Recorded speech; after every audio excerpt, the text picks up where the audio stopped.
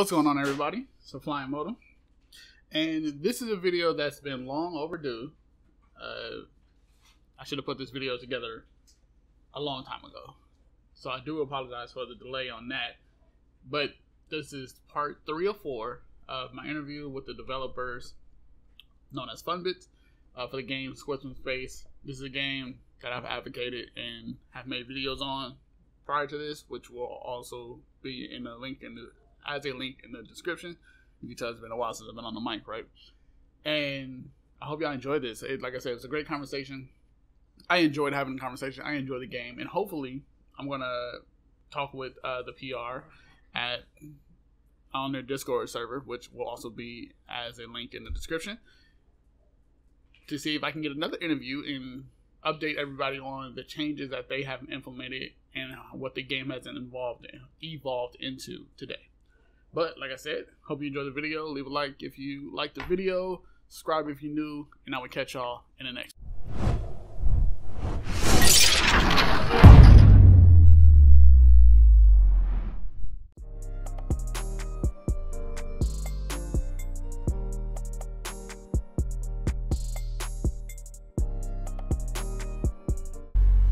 So with that, are there any plans to add more content to the game down the line, or even if it's like DLC or anything like that, or maybe a story mode or more game modes?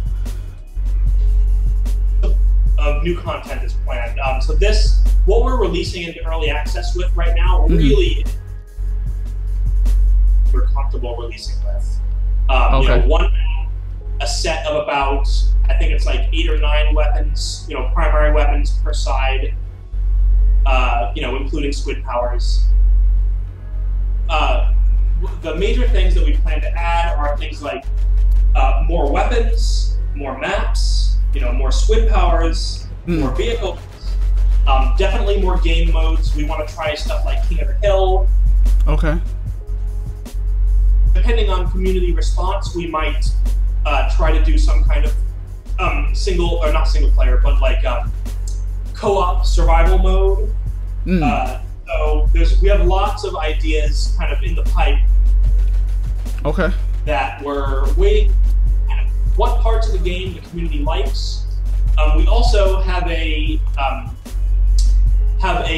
something planned. I don't want to go into too many details yet because it might not happen. I don't want to feel like I'm promising anything that we don't deliver. But we have a plan for a system that we implement for more direct community feedback than even what we have now.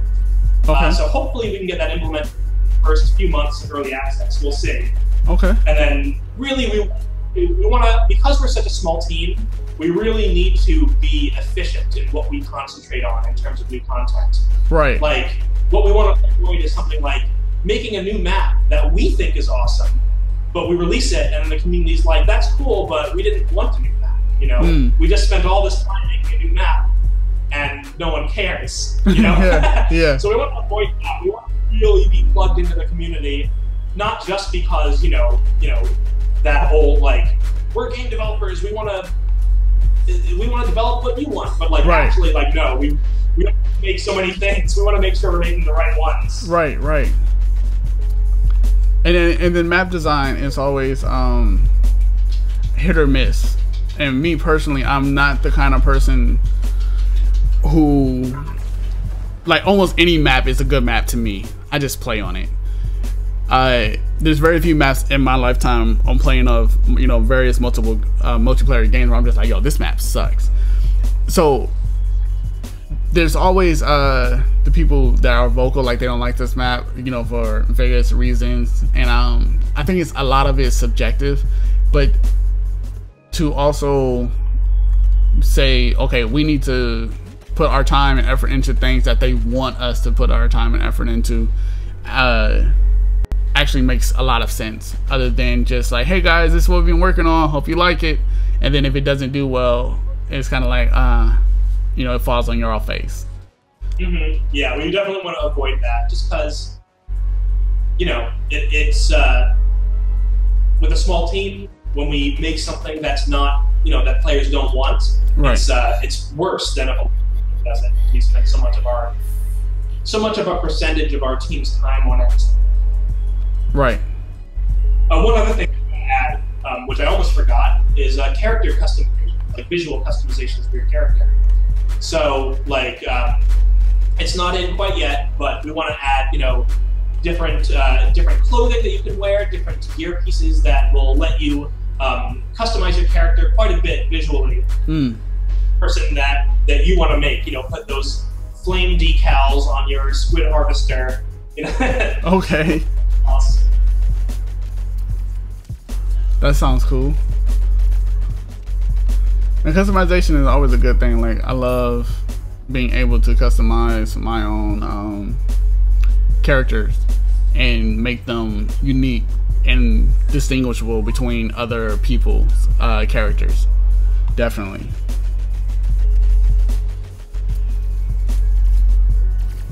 Oh, Brian? Yeah. Okay, that's definitely something that we want to make sure with character customization, because in a game like this, where in game in some ways, it's you definitely have opportunities to be silly in it. We love giving players to give players the opportunity to make some pretty good, you know, some pretty choice costumes so that they can show them off to everyone in their server that they're playing on. And then, you know, you get killed by some guy. It's like, oh man, I got killed by like the green hair, poofy clown hair guy with like the exactly. It's always fun. Enable moments like that for players. Definitely. Some question that just came up because I'm thinking of it while I'm playing the game. Is there going to be any, or has there been any thought about adding a timer to the game? Because right now where I'm at in the game, I've gotten the humans to tech level 4, and no one, not me or the aliens, have captured either person's flags or you know, commander. Yeah, tech level 4 right now is not in a good state. I think I don't like the airstrikes personally. We went with them as a solution basically several months back. To be like, all right, this isn't really what level 4 is going to be. We're just putting this in here for now. Okay. I think it works. It's all right, but like you said, games can stalemate pretty easily with airstrikes because people just respawn super fast. Right. So, you know, you airstrike people and then you run up to get the flag and they've already respawned or their friends have respawned. So we're working on a couple of different ideas. We're working on a couple of different ideas to make level 4 less of that, to try to make level 4 actually end the game much more quickly. If we do need, we're not like majorly opposed to putting a time limit in. I'd like to avoid that just because it can cause some problems. Like, well, now we've got to have a tiebreaker, or we've got to allow the game to be tied. Right. Or now if a game is like really close and really intense, the timer can cut that off and kind of ruin it. Right. So I kind of as I can as the designer of the game, let each different game that is played in Squids from Space have its own identity. Right. Rather than us forcing a time limit on it. We have a couple of ideas though for level 4 that we're probably going to implement pretty soon after we release in early access. That I think will help out a lot.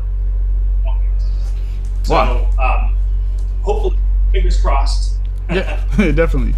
And that makes sense because I wasn't, and I'm still not necessarily opposed to the idea of the non-timer side of things. I do like the you know, because I'm the kind of person that I'm just going to keep fighting until it's definitive, either we lose or win. And a timer, like you said, will cut some of that stuff off, like where it's like super intense and it's kind of like stalemated, and it's anyone's game, anyone can like pull ahead. So I definitely understand not wanting to cut the timer off or add a timer to it so it cuts off, you know, certain things. Before you said that, I was just kind of thinking of it as like, if per se when the timer if it had a timer, the timer would be along the lines of either team got to tech level 4, but no one has any captures. Then like, oh, it was victory by tech level, or you know, maybe they have 1 flag. Oh, okay, they have 1 more flag than the other team, then they would have won, and so on and so forth. Kind of just give it a chance to reset.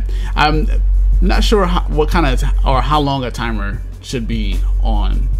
Like I think 10 minutes would be too short. Even 15 minutes would be too short. I think something along the lines of like 20 minutes would be like the sweet spot. Probably, if I had to set a timer, 20 would probably be where I did it. Just to make sure that the games had enough time. Yeah, so I agree with you on that one. Definitely. But like I said, I'm definitely not opposed to not having a timer and just letting the game go on. I'm just kind of having problems getting the flag right now because we focused on our tech level, and now we're trying to just get through the flags.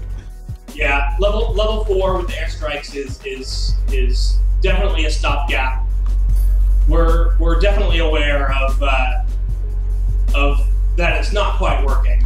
And if we can find a way to fix it without putting a timer in, great. That would be what I prefer. But you know, if we got to put a timer in, we got to put a timer in. It's not the end of the world. Right.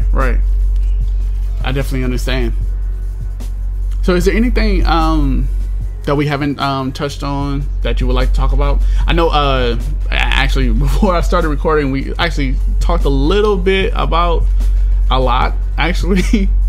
So is there anything you would like to just reinstate, or you know, anything that's specifically like you would love to talk about right now?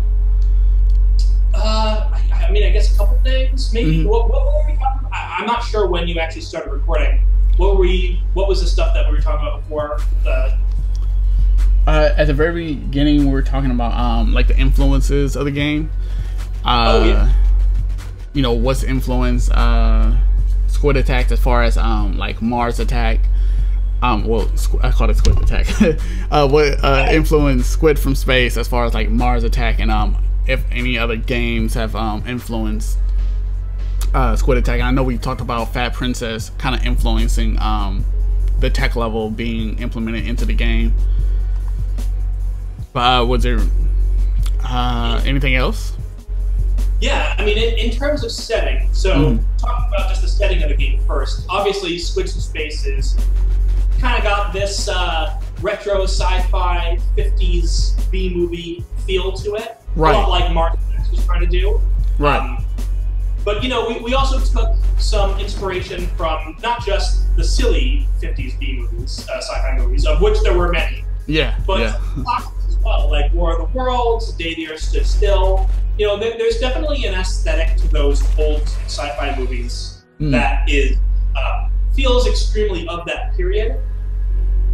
And you can see in a lot of the set dressing around the Main Street map, we tried to use some of that as inspiration. So like a lot of the billboards, a lot of the advertisements, or how the storefronts look, the goal was to make it feel like this kind of, not necessarily the 1950s as it actually was, but the 1950s and those presented in those movies, in that kind of media. Okay.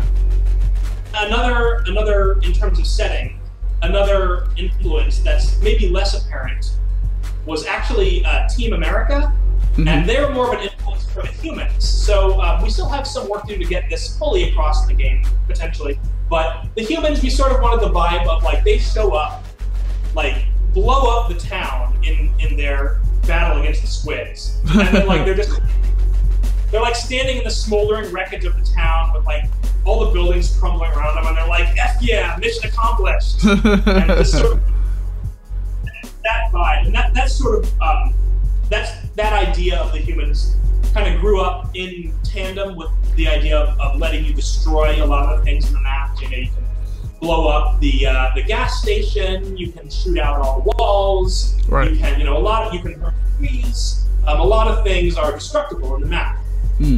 Okay. Sort of idea. The humans come in and they drive off those squids, and it's like mission accomplished. And then, like, in the background, the town is just falling down on fire, completely destroyed. Right. In terms of gameplay, obviously, Fat Princess was a big influence, because Squids from Space it was originally conceived as a spiritual successor to Fat Princess, since we definitely wanted to make another fast top-down action PvP game similar to that game. It was sort of that, but also plenty of other games. When we started really prototyping this out, a lot of us were playing Helldivers. So we were early into that game at the time, so that was definitely an influence on some of the early development. Okay. And then, plenty of competitive games, competitive team games like Team Fortress 2 or Overwatch. Those had a lot of influence on us when we were thinking of ways to players to synergize with each other. Right. Because that's what these games are all about, right? Those team-based class-based games are all about how well you can make the multiple classes work well together and synergize with each other or counter each other. Right. So the idea of us having weapons that can help other weapons that you can equip that will help other people who have different weapons out. So, like, if you have a Magno Blaster on the Squid side, it's really good if you stand in front of a tank and use it. If you have the HMG as a human and you can't really move while you're firing to dodge attacks, it's really great if someone's standing behind you with the Metagel launcher to heal you up. Right. So stuff like that. Those team-based, class-based games that rely on synergy were a huge influence to us.